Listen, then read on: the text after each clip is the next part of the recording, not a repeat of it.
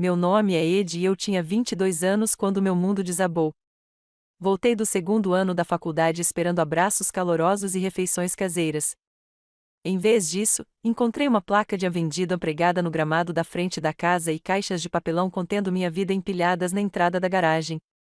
Meus telefonemas foram recebidos com a voz fria da minha mãe: lide com isso você mesmo. Cortei todo o contato naquele dia.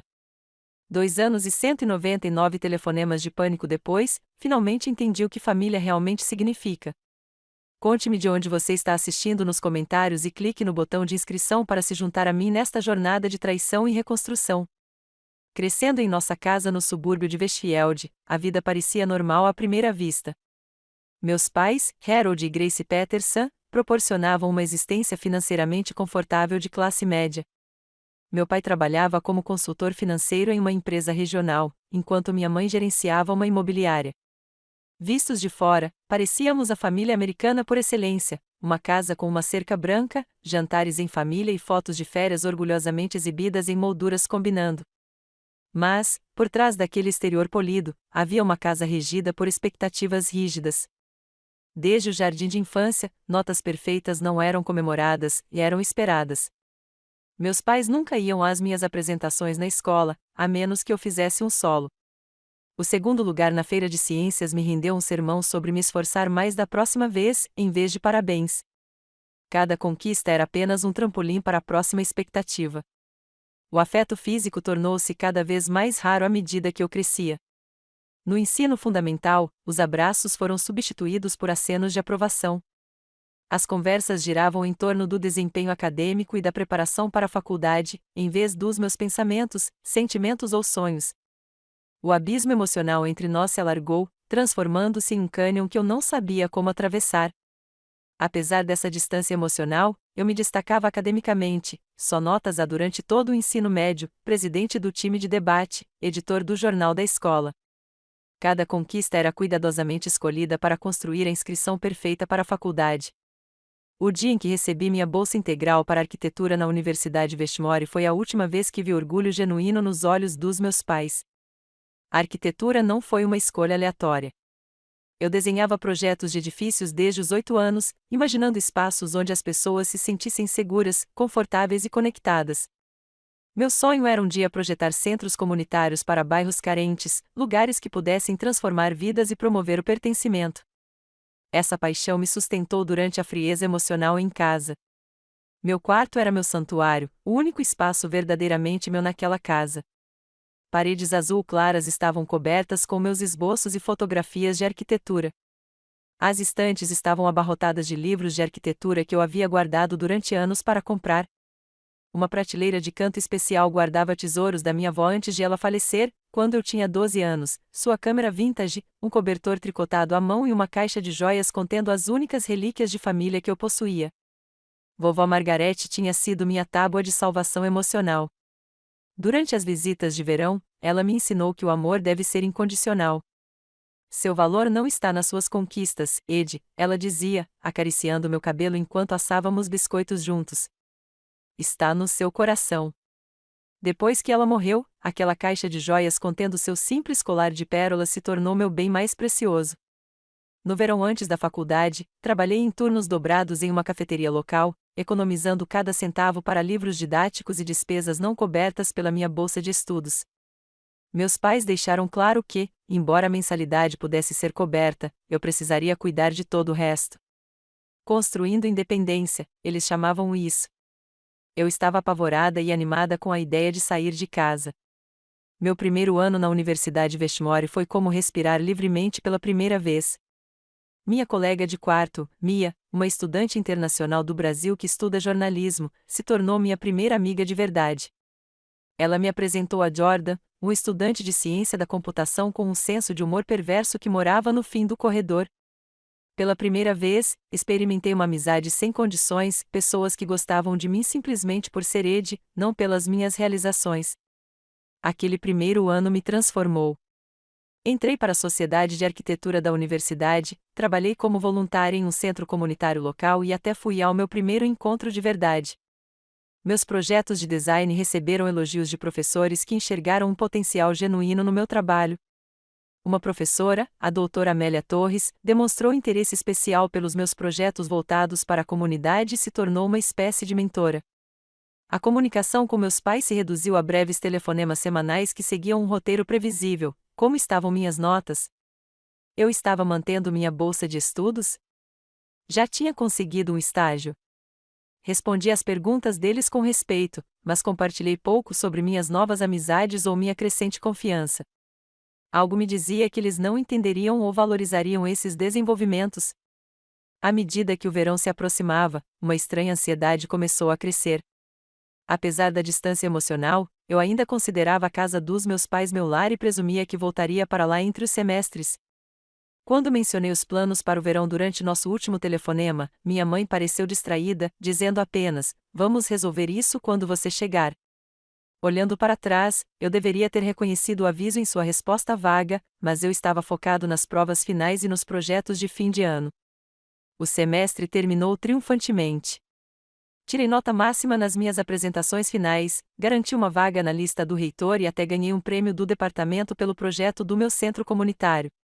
Mia e Jordan fizeram uma pequena comemoração em nosso dormitório na noite anterior à partida de todos para as férias de verão. Tiramos fotos, trocamos informações de contato durante o verão e prometemos enviar mensagens de texto regularmente. "Tem certeza de que vai ficar bem indo para casa?" perguntou Mia enquanto me ajudava a fazer as malas. "Você nunca fala dos seus pais com muita empolgação." Dei de ombros, dobrando minhas roupas e colocando-as numa mala. "São só 3 meses. Vou me concentrar em encontrar um emprego de verão e trabalhar no meu portfólio. Além disso, tenho meu quarto lá, meus livros, meus designs, meu espaço." Jordan me deu um abraço apertado antes de sair. "Ligue para nós se precisar de alguma coisa." "Sério, qualquer coisa." Assenti, sem saber o quão profética a preocupação dele se provaria. Ao trancar meu quarto no dormitório naquela última manhã, senti uma mistura de realização e apreensão. O ano letivo tinha sido transformador, mas voltar para casa me dava uma sensação de retrocesso. Mesmo assim, eu tinha meu santuário me esperando, meu quarto azul com meus livros e memórias, ou assim eu pensava. A viagem de ônibus para casa se estendeu por 6 horas. Observei pela janela a paisagem se transformar da movimentada cidade universitária para os subúrbios familiares. Apesar da minha ansiedade, uma parte de mim ansiava por dormir na minha própria cama, cercada pelos meus livros e esboços de design. Enviei uma mensagem rápida para meus pais, ônibus chegando às 4h30. "Vejo vocês em breve." Não obtive resposta, mas presumi que estivessem ocupados no trabalho. Quando o ônibus se aproximou do meu ponto, peguei minha bagagem, uma mala grande contendo roupas e itens essenciais, minha bolsa para laptop e uma pasta com meus melhores desenhos arquitetônicos do semestre. Todo o resto que eu tinha permaneceu no meu quarto em casa. O calor do início de junho me atingiu assim que desci do ônibus com ar-condicionado, e o suor imediatamente começou a brotar na minha testa enquanto eu caminhava por 15 minutos até o nosso bairro. Algo parecia estranho quando entrei na nossa rua. De longe, nossa casa colonial de 2 andares parecia diferente. Ao me aproximar, meus passos diminuíram à medida que a confusão se instalava. Uma grande placa vermelha e branca estava em destaque no jardim da frente, vendido em letras garrafais com o logotipo de uma imobiliária embaixo, não da empresa da minha mãe, mas da sua principal concorrente. Meu coração disparou ao me aproximar da entrada da garagem. Empilhadas perto da garagem, havia pelo menos uma dúzia de caixas de papelão de tamanhos variados, algumas parecendo fechadas às pressas com fita adesiva, outras parecendo danificadas pela chuva recente. Com as mãos trêmulas, abri a caixa mais próxima e encontrei meus livros empilhados desordenadamente lá dentro, muitos com páginas amassadas e capas danificadas. "Estão aí há 3 dias", gritou uma voz da porta ao lado. A senhora Agnes Urai, nossa vizinha de 70 anos, estava na varanda, olhando para mim com indisfarçável pena. "Tentei ligar para seus pais quando começaram a colocar suas coisas para fora, mas eles disseram que você estava ciente da situação." "Você não foi avisada, querida?" Não consegui responder, o choque me deixou sem palavras enquanto eu, freneticamente, pegava meu celular. O número da minha mãe tocou 4 vezes antes de completar. "Olá, Edith." Sua voz carregava o mesmo tom profissionalmente distante que usava com clientes difíceis. "Mãe, o que está acontecendo?" Tem uma placa de vendido no quintal, e minhas coisas estão em caixas na entrada da garagem. Minha voz falhou de pânico e confusão. Sim, vendemos a casa. Seu pai e eu nos mudamos para a Flórida. Conversamos sobre isso meses atrás. Suas palavras me atingiram como golpes físicos.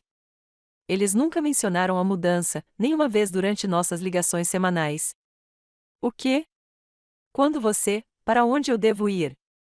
A realidade da minha situação estava começando a se impor, o pânico subindo pela minha garganta.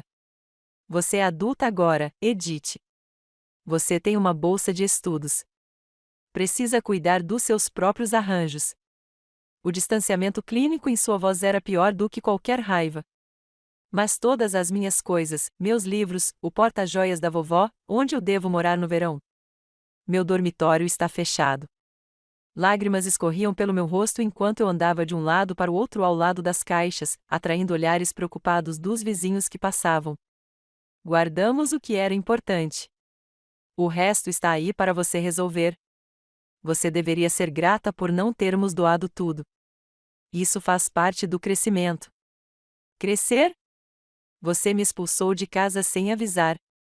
Nem me avisou que ia se mudar, eu gritava agora, sem me importar com quem ouvisse. Lide com isso, Edith. Você sempre se orgulhou da sua independência. Agora é a sua chance de provar isso. A linha caiu antes que eu pudesse responder. Fiquei paralisada, com o telefone ainda pressionado contra o ouvido, incapaz de processar o que tinha acabado de acontecer. O ano letivo perfeito que eu havia completado, todas as minhas conquistas, não significavam nada naquele momento. Eu estava sem teto, sem aviso e sem preparação. A senhora Agnes se aproximou cautelosamente, com a preocupação estampada no rosto envelhecido. Ed, querido, está tudo bem? A gentileza em sua voz rompeu a barreira. Desabei na caixa mais próxima, soluçando incontrolavelmente enquanto tentava explicar, entre soluços, o pouco que eu entendia da minha situação. A senhora Agnes ouviu, sua expressão mudando de preocupação para indignação. Você vai ficar comigo esta noite, declarou ela com firmeza. Vamos dar um jeito amanhã, mas você não vai dormir na rua. Harold e Grace deveriam ter vergonha de si mesmos. Naquela noite, examinei sistematicamente cada caixa, fazendo um inventário do que restava dos meus pertences. Muita coisa estava faltando. O porta-joias da minha avó não estava em lugar nenhum, nem meus livros de referência de arquitetura, aqueles caros que eu havia economizado durante anos para comprar. Minhas roupas de inverno estavam faltando, assim como a maioria dos meus sapatos. O que sobrou parecia escolhido aleatoriamente, como se tivessem embalado às pressas, sem se importar com o que eu poderia precisar. Tentei ligar para meu pai em seguida, na esperança de alguma explicação ou pedido de desculpas. O telefone dele caiu direto na caixa postal. Tentei falar com minha mãe novamente, mas ela não atendeu. Com as mãos trêmulas, enviei uma mensagem de texto: Como você pôde fazer isso comigo? Cadê o porta-joias da vovó? Cadê minhas roupas de inverno e meus livros de arquitetura? A resposta veio uma hora depois: guardamos algumas coisas por motivos sentimentais. Os livros foram doados para a biblioteca. Suas roupas de inverno foram para a caridade. Você pode comprar novas com o dinheiro do seu emprego de verão. O desapego descuidado dos meus bens mais preciosos foi a traição final. Enviei uma última mensagem: nunca mais entre em contato comigo. Então, bloqueei os números dos dois. Naquela noite, dormi no sofá-cama da senhora Agnes, chocada demais para chorar. Por volta da meia-noite, uma tempestade atingiu o bairro.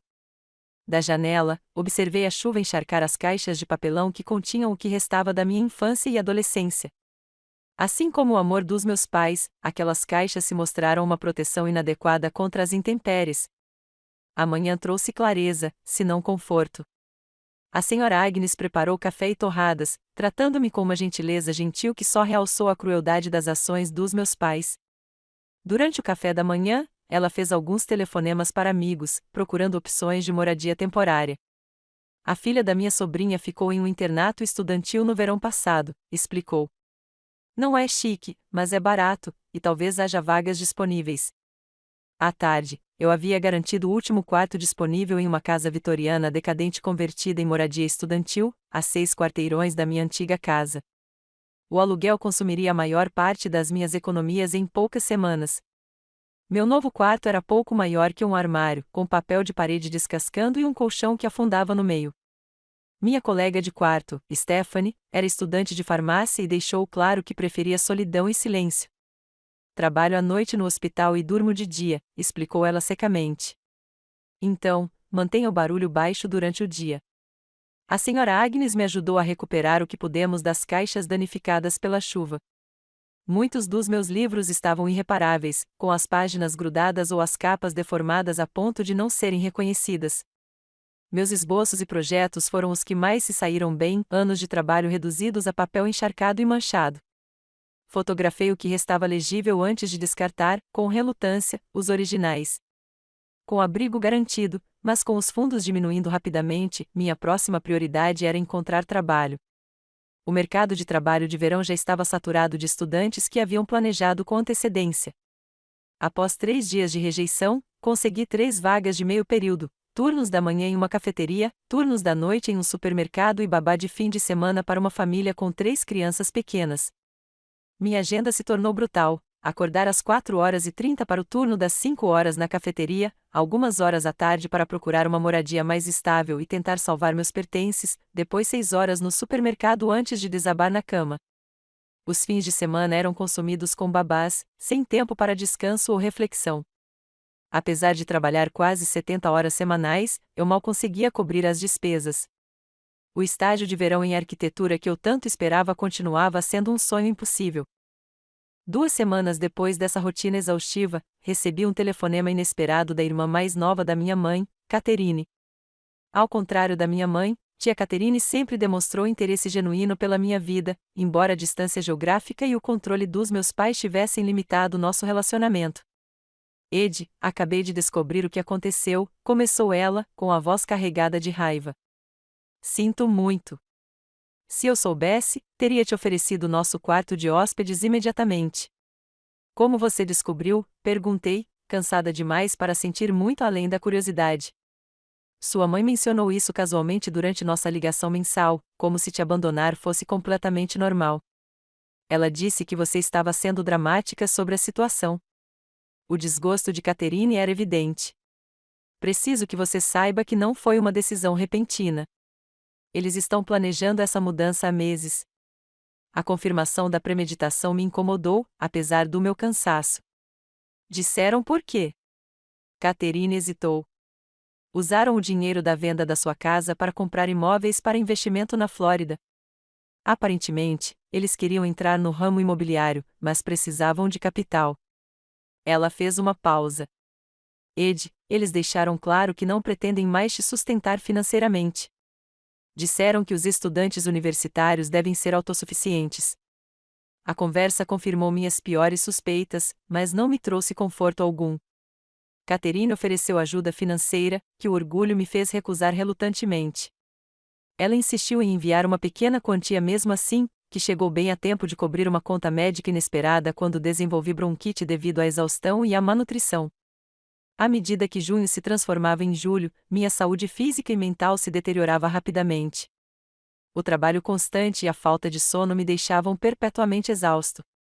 Refeições adequadas tornaram-se um luxo que eu não podia pagar, minha dieta consistindo principalmente de compras de supermercado com desconto e sobras de doces da cafeteria. Meu corpo já esguio perdeu peso, e minhas roupas caíam frouxas nos ombros. O sono, quando chegava, era assombrado por sonhos angustiantes. Eu acordava ofegante, convencida de que estava sendo forçada a sair da cama. Pensamentos sombrios começaram a me invadir durante as horas em que eu estava acordada. Qual o sentido de lutar tanto para sobreviver? O sucesso acadêmico que eu havia alcançado parecia sem sentido agora, ofuscado por preocupações básicas de sobrevivência. Minha amizade com Mia e Jordan também sofreu. Inicialmente, eu compartilhava versões resumidas da minha situação, minimizando a gravidade para não preocupá-los. Com o passar das semanas, parei de responder às mensagens deles por completo, incapaz de preencher a lacuna entre suas experiências despreocupadas de verão e minha realidade desesperadora. Eles continuaram entrando em contato, mas eu não conseguia encontrar palavras para explicar minha situação sem desabar. Em meados de julho, o período letivo de verão em Westmore havia começado, e tentei cursar uma disciplina para manter o progresso acadêmico. O esforço foi desastroso. Incapaz de me concentrar durante as aulas, vi meu GPA perfeito se esvair ao ser reprovado na prova de meio de semestre. Meu professor, preocupado com minha mudança drástica em relação ao semestre anterior, sugeriu que eu desistisse do curso em vez de correr o risco de ficar em liberdade condicional acadêmica.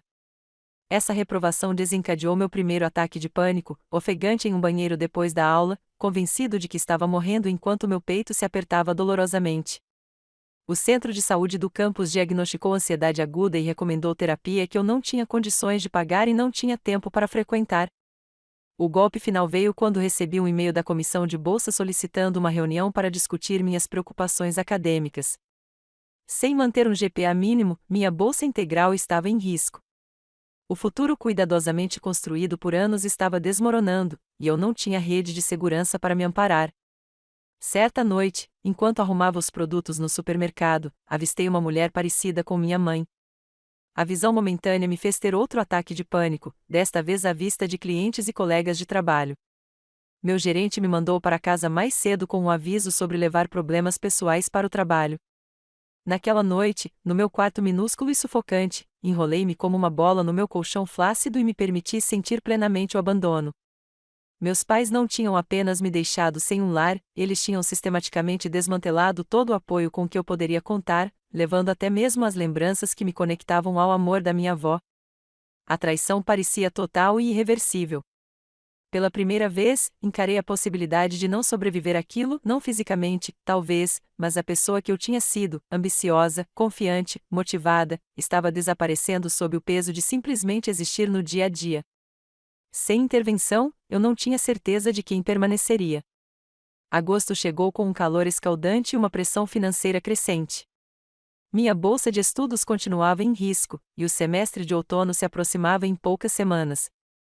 A secretaria da universidade enviava e-mails cada vez mais urgentes sobre taxas pendentes não cobertas pela minha bolsa, depósitos para moradia, taxas de atividades, custos de livros didáticos.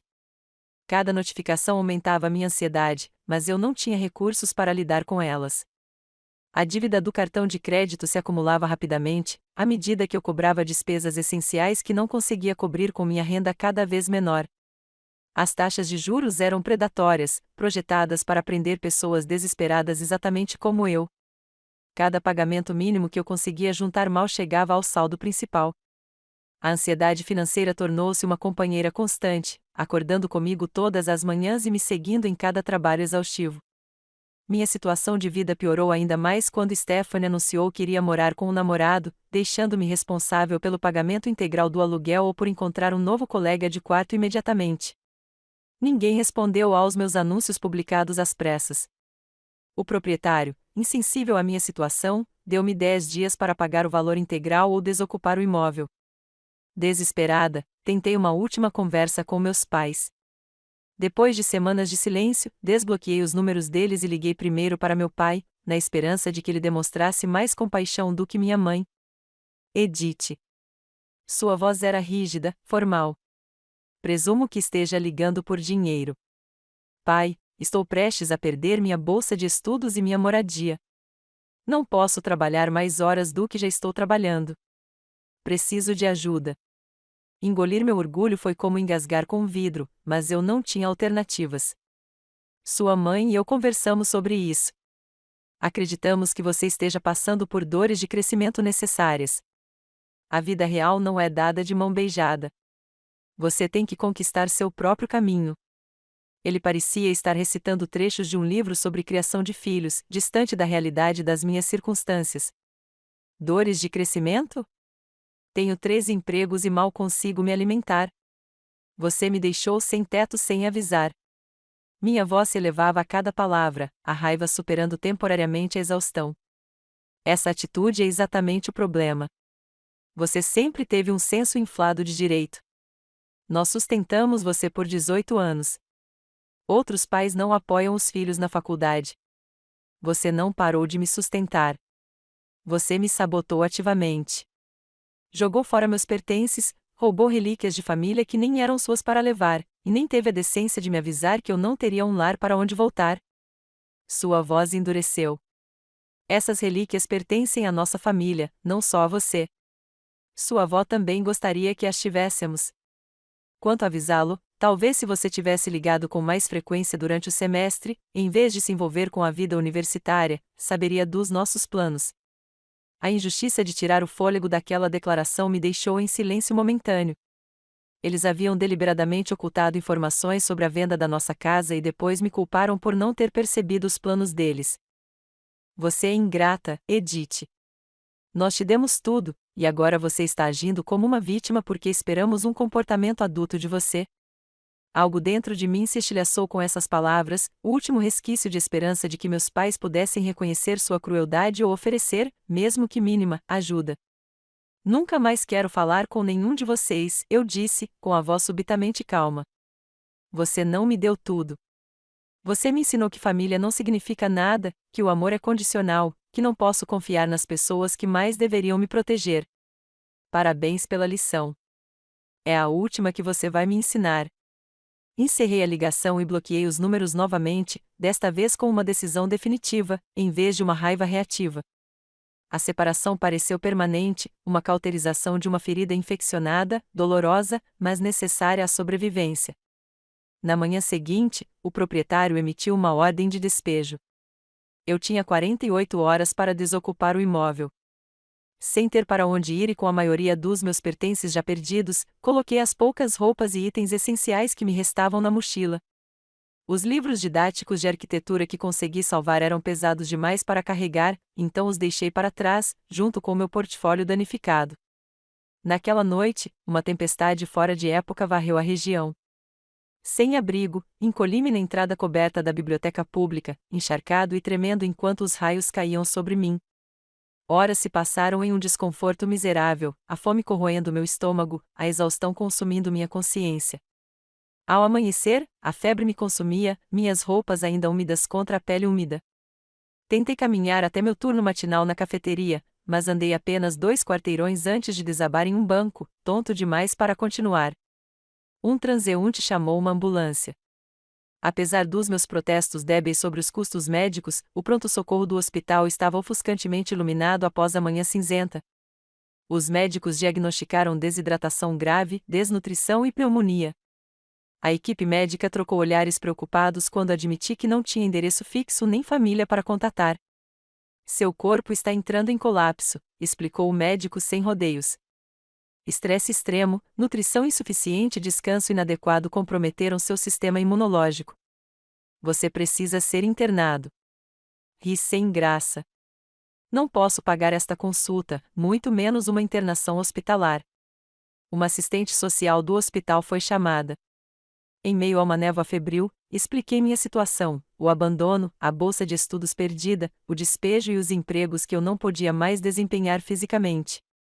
Ela tomava notas com crescente preocupação, ocasionalmente fazendo perguntas esclarecedoras sobre minha idade e minha situação estudantil. Existem recursos disponíveis para estudantes em crise, explicou.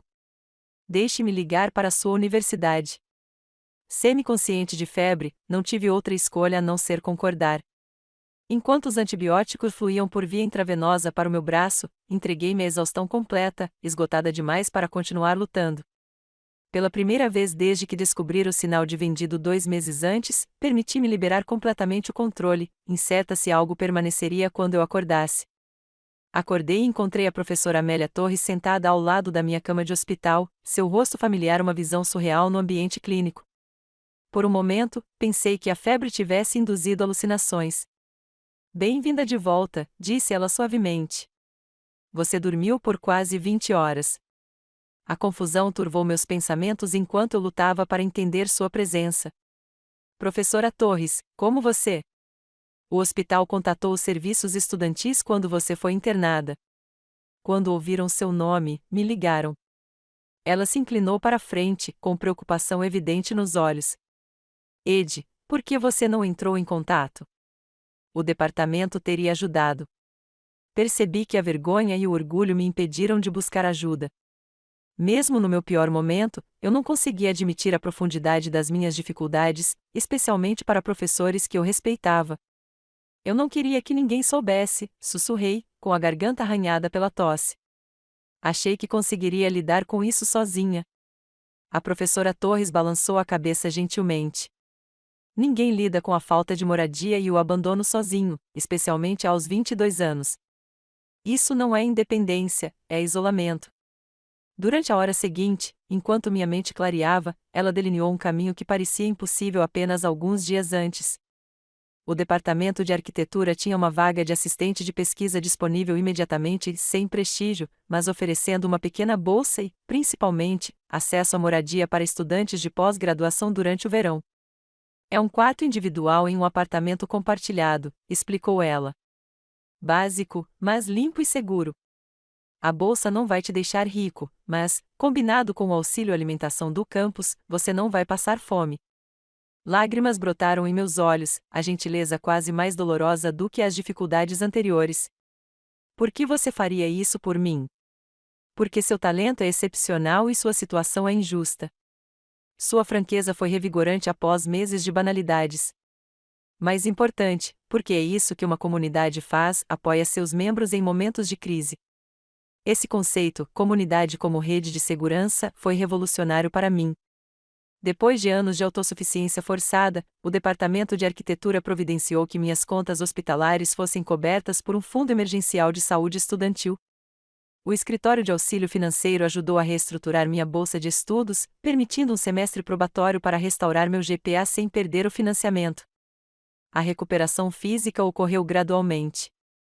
O hospital me deu alta após 3 dias, com receitas e instruções rigorosas para repouso. Meu novo alojamento de pós-graduação era simples, mas limpo, com uma cama de verdade e um chuveiro funcionando. Durante a primeira semana, fiz pouco além de dormir e fazer refeições regulares no refeitório de verão quase vazio, enquanto meu corpo recuperava os recursos perdidos. O professor Torres me apresentou a doutora Lídia Winters, diretora do Centro de Aconselhamento da Universidade, especializada em distanciamento familiar.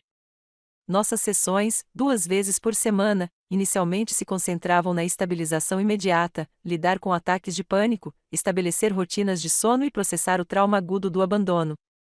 O que seus pais fizeram não foi apenas cruel, explicou a doutora Winters durante uma sessão. Foi uma forma de abuso psicológico. A rapidez foi intencionalmente desestabilizadora. Mas por que eles fariam isso? Qual era o propósito? Essa pergunta me assombrava há meses. Controle, ela respondeu simplesmente. Ao mantê-la em estado de crise, eles mantiveram o poder mesmo quando fisicamente ausente. Provavelmente esperam que você acabe cedendo e implorando por ajuda nos termos deles. A observação ressoou dolorosamente. Meus pais sempre valorizaram o controle acima da conexão emocional. O ato final deles foi planejado para reforçar minha dependência, não para promover a independência, como alegavam. À medida que julho se transformava em agosto, minhas tarefas como assistente de pesquisa me deram estrutura e propósito. O trabalho era simples: organizar arquivos arquitetônicos, digitalizar plantas antigas, compilar bibliografias de pesquisa. Embora não fosse um desafio criativo, me reconectou à área que eu amava e me proporcionou interação com alunos de pós-graduação e professores que me trataram como um colega valioso. As melhorias na minha saúde física me permitiram finalmente responder às mensagens cada vez mais preocupadas de Mia e Jordan. O apoio imediato e incondicional deles me emocionou. Eles marcaram uma videochamada onde finalmente compartilhei a história completa, sem mais esconder a gravidade do que havia acontecido. Vou voltar mais cedo, declarou Mia com firmeza. Meu voo já estava marcado para a semana que vem. Vou só mudar. E vou ajudar você a levar suas coisas para os dormitórios assim que abrirem, acrescentou Jordan. Sem discussões. A ajuda prática deles, oferecida sem piedade ou julgamento, começou a curar algo fundamental na minha compreensão de relacionamentos. As pessoas podiam se importar sem segundas intenções. O apoio nem sempre vinha com condições invisíveis. Por meio dos serviços de apoio estudantil da universidade, conectei-me com outras pessoas que haviam vivenciado o afastamento familiar. Nossas sessões semanais em grupo revelaram que eu não estava sozinha. Outros estudantes enfrentaram abandono semelhante por motivos que iam da orientação sexual a diferenças religiosas e a simples disfunção familiar. Suas histórias tanto me partiram o coração quanto fortaleceram minha determinação. Sara, uma estudante de enfermagem rejeitada por abandonar a comunidade religiosa de seus pais, tornou-se uma amiga e guia especial. 3 anos após o afastamento, ela havia construído uma vida plena sem o apoio da família. O primeiro ano é o mais difícil, ela me disse enquanto tomávamos um café. Você está de luto por pessoas que ainda estão vivas, mas, eventualmente, você constrói uma família escolhida que te ama por quem você realmente é, não por quem eles exigem que você seja. Esse conceito de família escolhida tornou-se meu foco com o fim do verão e a aproximação do semestre de outono. Com moradia estável garantida nos dormitórios reabertos e minha bolsa de estudos provisoriamente restabelecida, finalmente pude olhar além da sobrevivência imediata. O professor Torres me ajudou a desenvolver uma carga horária mais administrável para o outono, priorizando a qualidade em detrimento da quantidade para reconstruir meu desempenho acadêmico. Meu primeiro projeto de arquitetura do semestre tornou-se profundamente pessoal: projetar moradias de transição para jovens adultos em situação de insegurança habitacional. Projete a partir da sua experiência de vida, incentivou o professor Torres. O que teria feito a diferença para você neste verão? O projeto resultante, uma comunidade modular com recursos compartilhados, dormitórios privativos e serviços de apoio integrados, recebeu as notas mais altas da minha carreira acadêmica. Mais importante ainda, reconectou-me ao propósito que inicialmente me atraiu para a arquitetura: criar espaços que promovam segurança e pertencimento. Em meados do semestre, eu havia restabelecido a rotina diária, reconstruído amizades e me reconectado com meus objetivos acadêmicos. Os ataques de pânico diminuíram, embora pesadelos ocasionais persistissem. Meu foco único na sobrevivência se expandiu para incluir pequenos prazeres novamente: desenhar por prazer, não apenas para fazer tarefas, noites de cinema com amigos, até mesmo risadas ocasionais.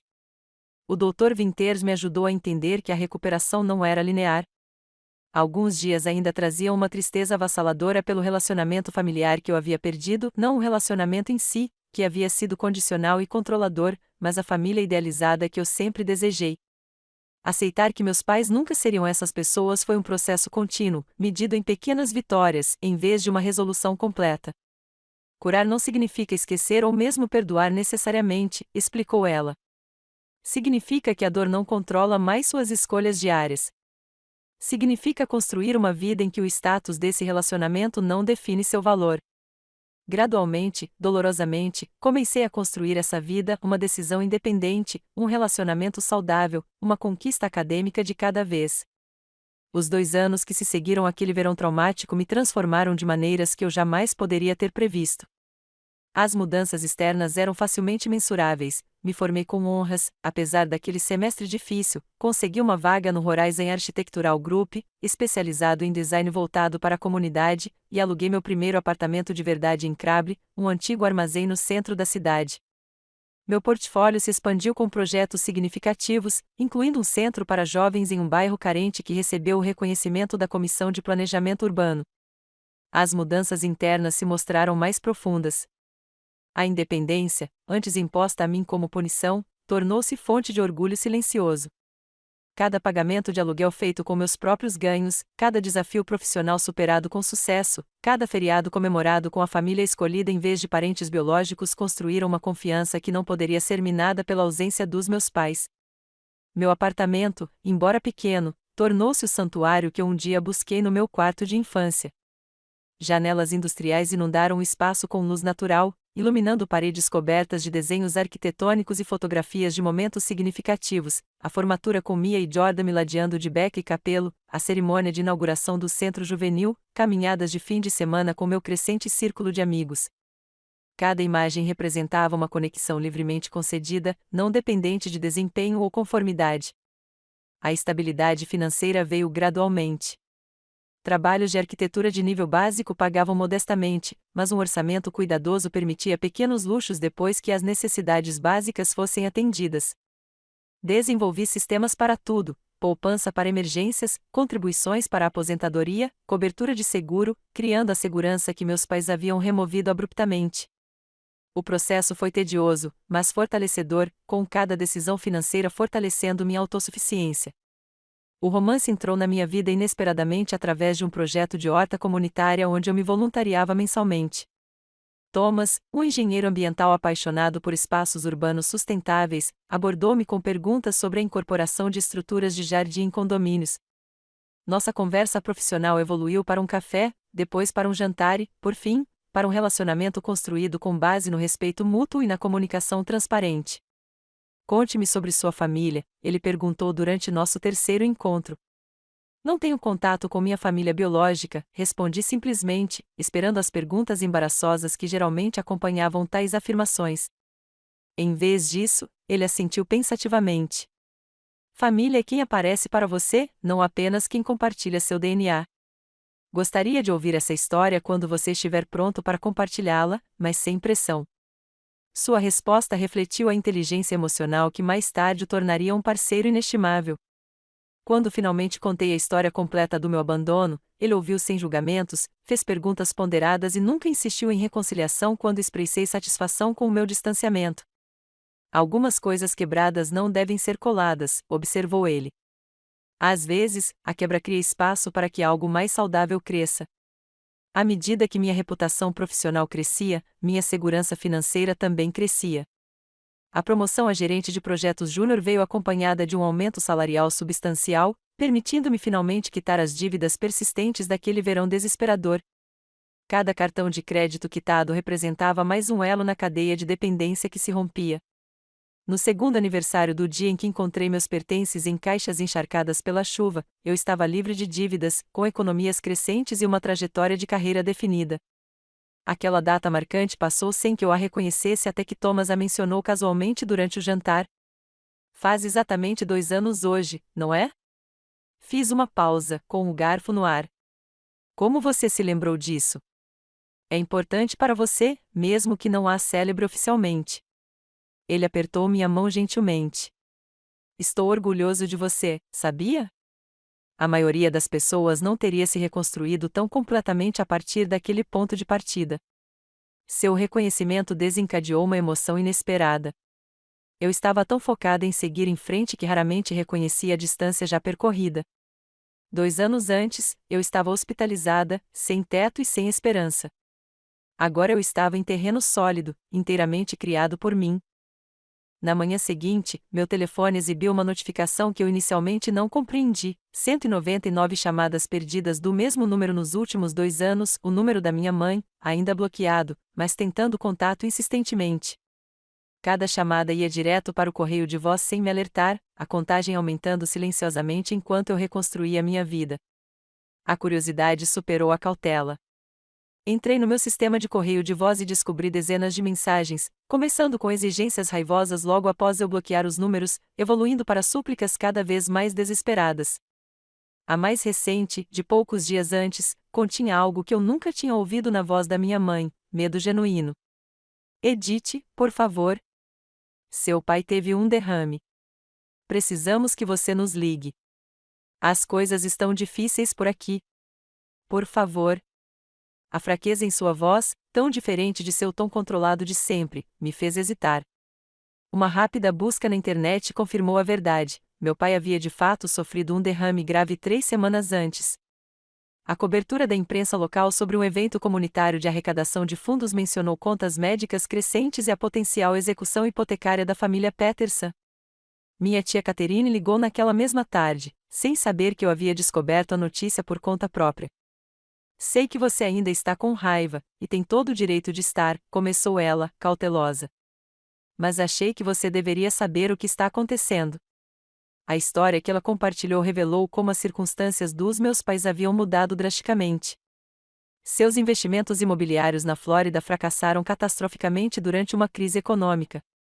Imóveis comprados a preços inflacionados agora estavam vagos e invendáveis, drenando suas economias com o pagamento da hipoteca e o imposto predial. Eles perderam quase tudo antes mesmo do derrame do Harold, explicou Catherine. Grace teve que voltar a vender imóveis, mas o mercado lá está saturado. Eles já estavam com dificuldades, e agora com contas médicas. Por que você está me contando isso? Perguntei, genuinamente incerta sobre qual resposta ela esperava. Não estou sugerindo que você os ajude financeiramente, ela esclareceu rapidamente. Deus sabe que eles não merecem isso depois do que fizeram. Só pensei que talvez isso mudasse sua percepção sobre comunicação. Grace parece genuinamente arrependida, embora isso possa ser mais uma questão de situação do que um crescimento genuíno. A informação criou emoções complexas que eu não havia previsto, não satisfação com o infortúnio deles, eu não era predisposta a sentir prazer com o Sadem, mas confusão quanto às minhas próprias responsabilidades nessa nova dinâmica. Os pais que me abandonaram agora enfrentavam o abandono do sistema financeiro, que priorizavam em detrimento dos laços familiares. Naquela noite, discuti a situação com Thomas e meus amigos mais próximos durante nosso jantar semanal. Suas perspectivas variavam, mas compartilhavam um ponto em comum: aquela decisão era inteiramente minha, sem uma resposta certa ditada por obrigação social ou moralidade convencional. O contato ajudaria ou atrapalharia sua cura? Perguntou Mia, de forma prática. Essa é a única pergunta que importa. Jordan foi mais direto: eles são essencialmente estranhos que um dia lhe causaram um dano significativo. Você se apressaria em ajudar estranhos que o machucaram só porque agora estão sofrendo? O Dr. Winters, durante nossa sessão de acompanhamento mensal, forneceu a estrutura mais esclarecedora. Considero que você precisa de qualquer contato potencial, não o que eles precisam, mas o que você precisa: encerramento, reconhecimento do dano, absolutamente nada. Suas necessidades são válidas, independentemente das circunstâncias atuais deles. Depois de dias de reflexão, percebi que queria algo, não reconciliação, mas resolução, a oportunidade de falar a minha verdade diretamente, sem as circunstâncias desesperadoras que haviam marcado nossa última interação, de olhá-los nos olhos como a adulta bem-sucedida que eu havia me tornado, apesar, e não por causa, das ações deles. Com essa clareza, tomei uma decisão que moldaria a próxima fase da minha jornada, baseada nas minhas necessidades, e não nas expectativas deles ou nas obrigações familiares convencionais. O aeroporto da Flórida fervilhava com a energia das férias, famílias se reunindo, turistas indo para praias e parques temáticos, tudo em forte contraste com meu propósito solene.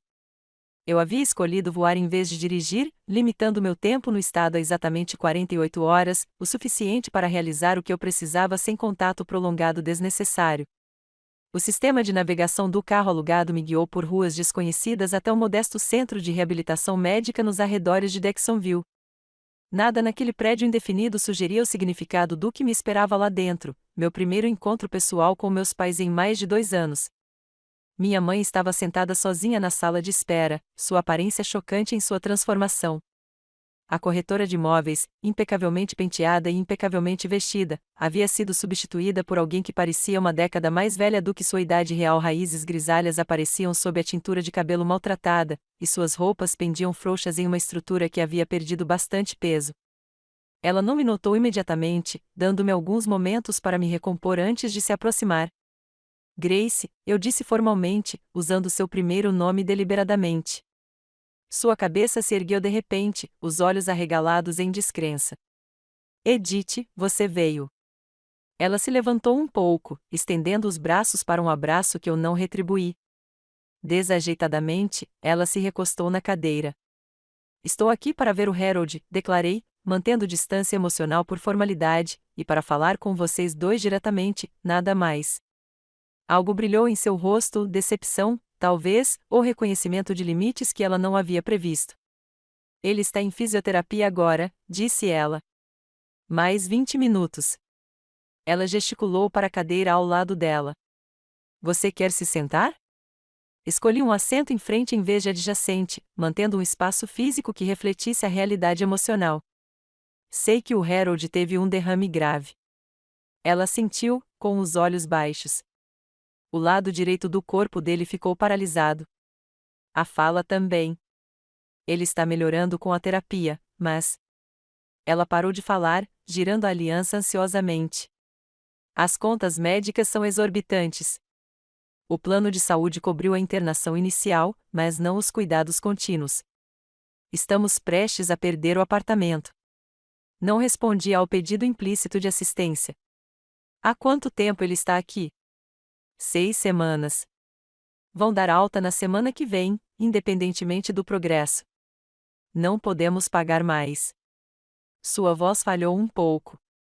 Edith, eu sei que não temos o direito de pedir nada a você, mas vê-la, só de tê-la aqui, significa mais do que você imagina. Não estou aqui para reconciliação, declarei claramente. Estou aqui porque precisava dizer certas coisas diretamente, não por mensagens de voz ou intermediários. Eu precisava que você visse quem eu me tornei apesar do que você fez, não por causa disso. Antes que ela pudesse responder, uma enfermeira levou meu pai para a sala de espera. O consultor financeiro forte e intimidador que dominou minha infância estava irreconhecível naquela figura curvada. O derrame havia afetado o lado esquerdo de seu rosto, deixando suas feições caídas em uma careta permanente. Seu braço direito jazia inerte em seu colo. Seus olhos se arregalaram ao me ver, e ele tentou falar. Ed. O nome surgiu, arrastado, mas inconfundível. Lágrimas imediatamente se formaram em seus olhos. Apesar da minha armadura emocional, a visão me afetou não o suficiente para apagar o passado, mas o suficiente para reconhecer sua humanidade, independentemente de suas ações. Olá, Harold. A enfermeira ajudou a transferi-lo para uma cadeira comum antes de partir, deixando nós três em um triângulo de história complicada. Ninguém falou por vários instantes, o peso de um sofrimento não resolvido preenchendo o espaço entre nós. Talvez devêssemos ir para um lugar mais reservado, sugeriu minha mãe, claramente desconfortável com potenciais testemunhas públicas da nossa disfunção familiar. Não, respondi com firmeza. Prefiro território neutro. O que tenho a dizer não vai demorar muito.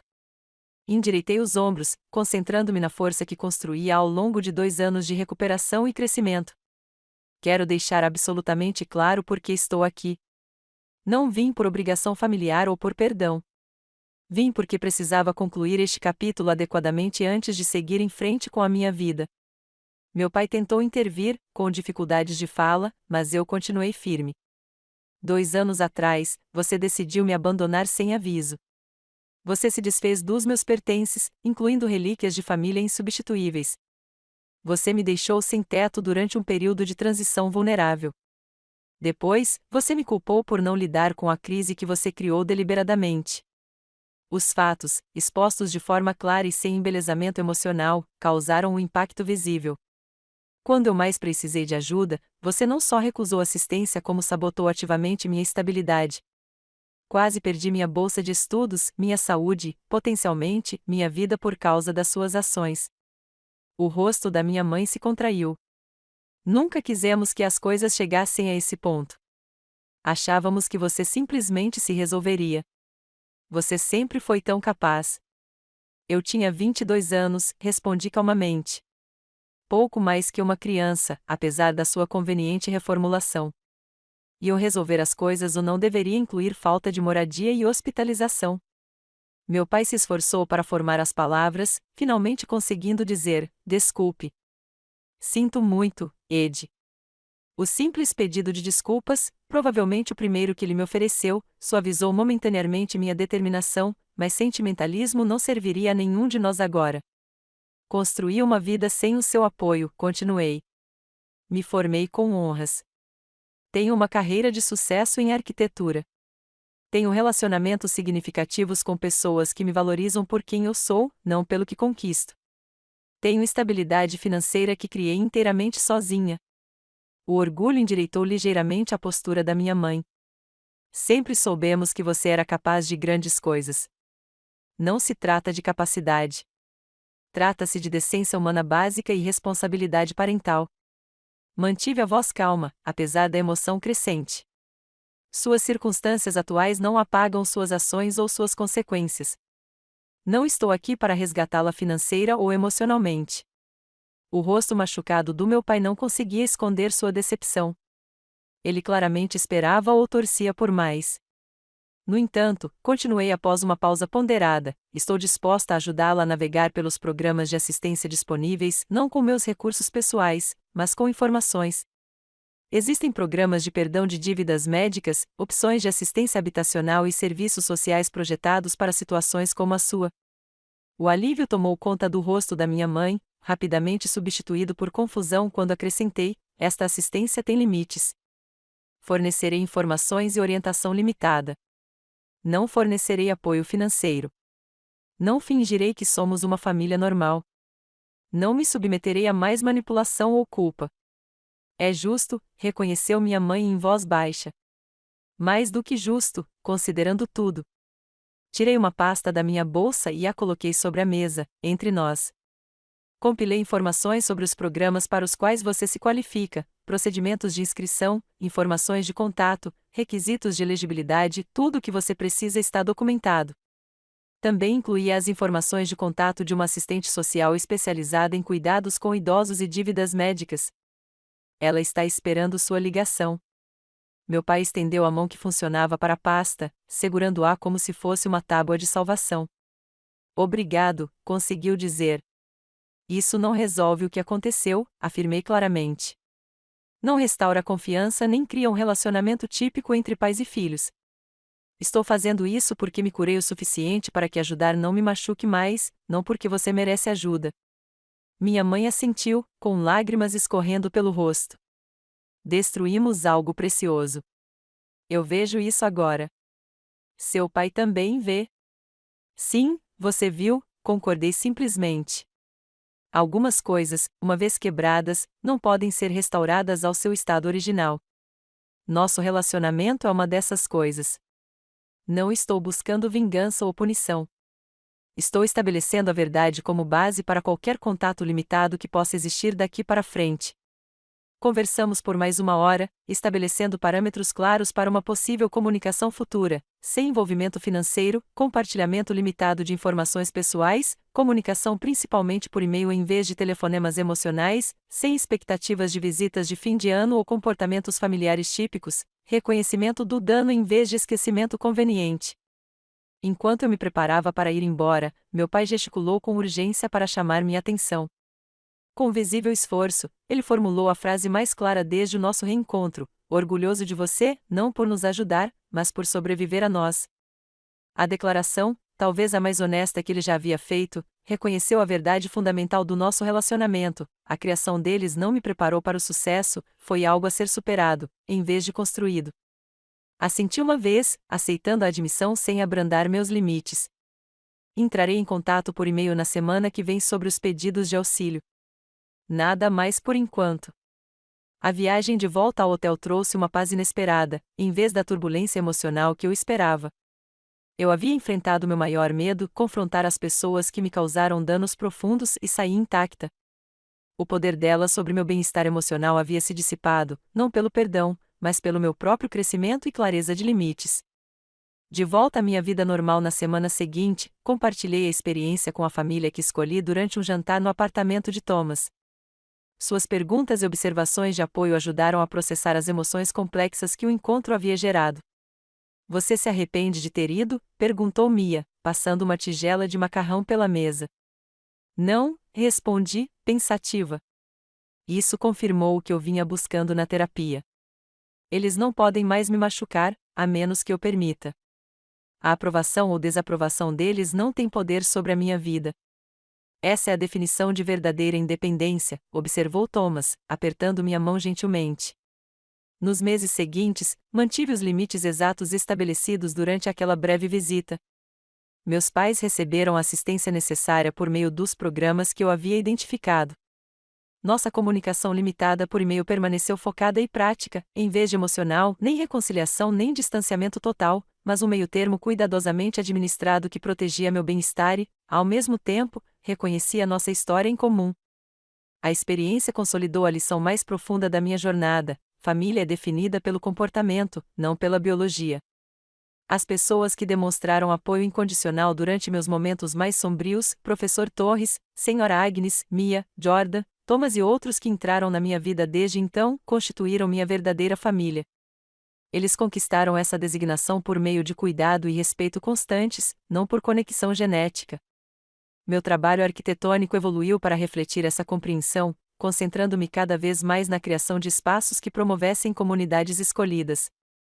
O Centro Juvenil expandiu-se para incluir moradias de transição para jovens adultos que estavam saindo de lares adotivos ou sofrendo rejeição familiar.